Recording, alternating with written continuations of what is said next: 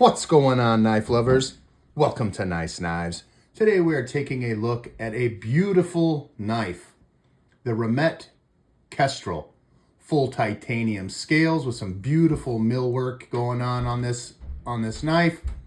Copper carbon fiber inlays that look amazing as well.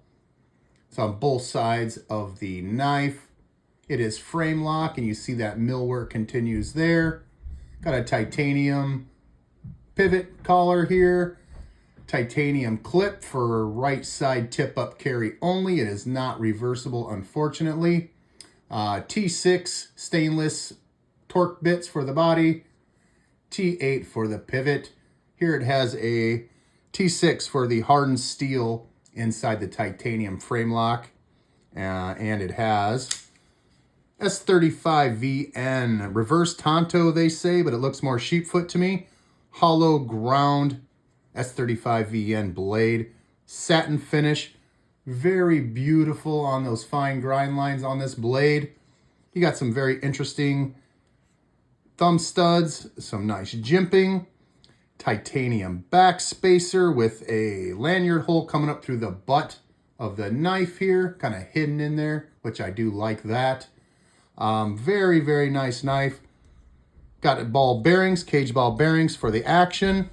It's got fantastic action. Flipper tab for deployment. Very, very beautiful knife. Now, I love this knife. I love the way it looks. I feel the scales are more the center of the show than the blade on this one. There are several different models, or at least I know about 4 or 5.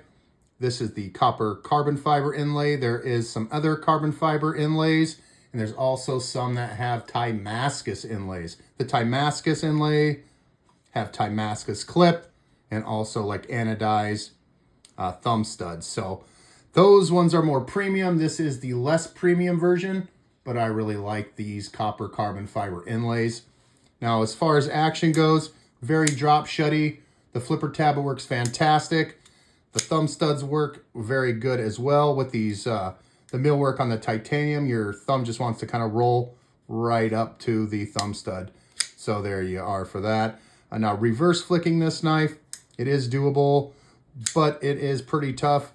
You can do it. I think it's more fair to say that the thumb stud for just thumb flicking it is probably your best bet for deployment other than the flipper tab. Now, when I first picked up this knife, first thing I noticed obviously was how beautiful it looked. It's more like an art piece, but it's still a very functional, very usable knife. A very, very nice deep hollow ground blade. So I really like that. It's got a little bit of a swedge kind of here. You could choke up with the sharpening choil, get your thumb right on that nicely done jimping. So you could choke up, you get a good full grip.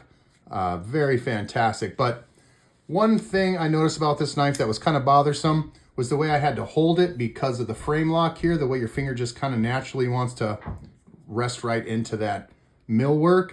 If you push your middle finger onto that, even if you're holding it kind of gently, it kind of wants to stop the blade from deploying.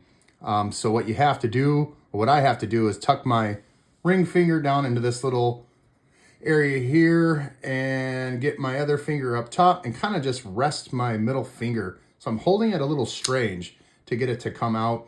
Otherwise, if you're holding it, you have to kind of keep your fingers low. Otherwise, you're putting a lot of pressure on that frame lock. I guess it's just like any other frame lock, and you're putting a lot of pressure on it and it does not want to deploy. So if you're holding it like you would normally hold a thumb stud knife, it's very, very tough to come out.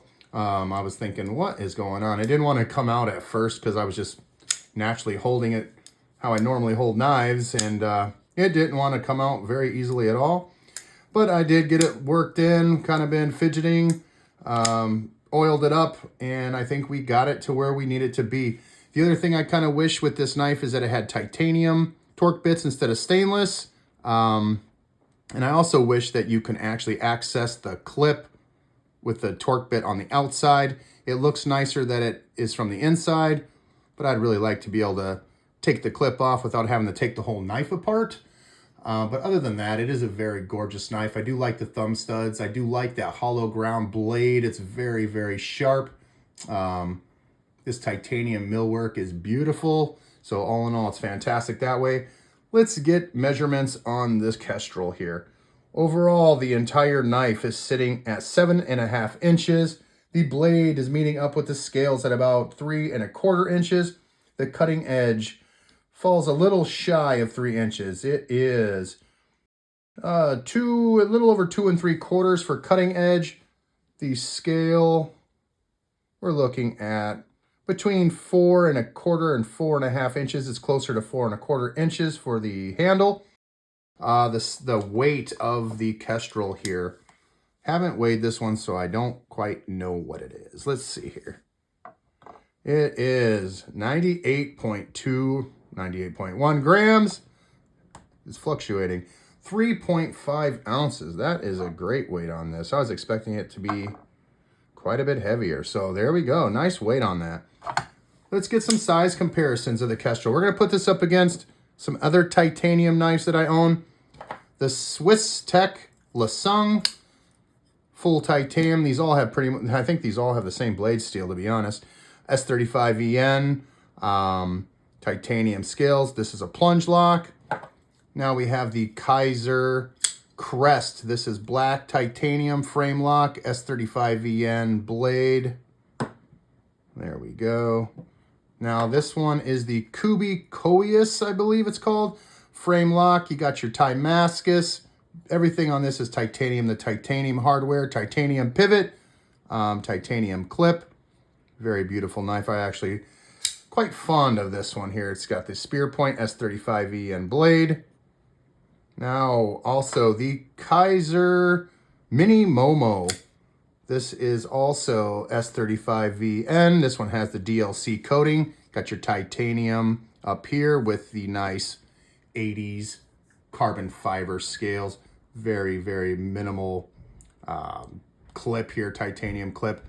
I will get into this knife at some point and talk about some things that I like and don't like about this one. Now, just for size comparison, we're going to put it up against a Benchmade. I know it's not titanium, but it is aluminum. So the aluminum bug out. So you can get a size comparison that way. There we go. Now, as far as edge retention and toughness goes on S35VN, I have showed this a few times. Pause the screen if you want to see it.